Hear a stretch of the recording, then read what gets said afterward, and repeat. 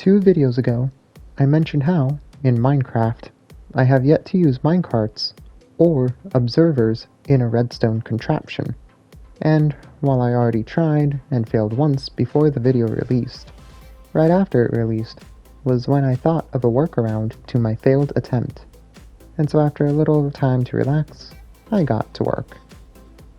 A while ago in the family world, we had discovered an archer dungeon, and preserved it so I can make it into an AFK farm.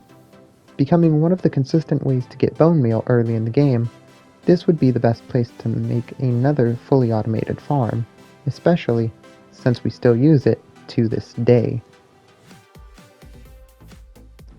Paper is highly valued in the family world as the main currency we have for villagers and trading, through 4 librarians demanding this in exchange for emeralds.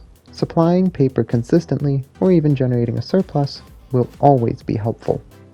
But with the recent collection of elytra for the entire family, I did notice that we were breaking into this coveted material for the production of rockets. So, to help offset that, I made this sugarcane harvester that would work alongside the archer farm. Utilizing the 2 things I never used before, and a lot of spare deep slate I mined out making this room, this auto harvester is tied to the first sugarcane by an observer, and, when activated, it will fire off a piston to shove a rail cart onto a track laced with powered rails to keep it moving, and detector rails hooked up to even more pistons to break and shove the sugarcane into a drop with flowing water at the bottom.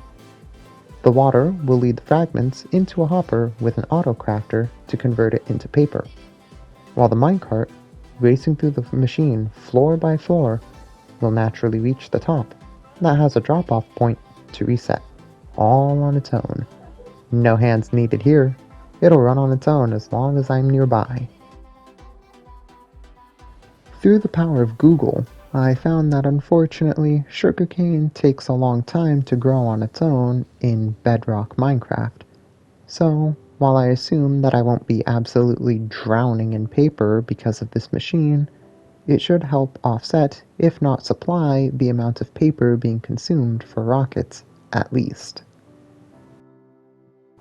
In the end, building this was still fun since it utilized a whole new form of redstone that I had yet to touch before. And, with the experience I gained from this being as much of a reward as I could ever ask for, maybe I can bring this logic into other contraptions I build later. Other than that, this is going to be the end. Thank you for watching.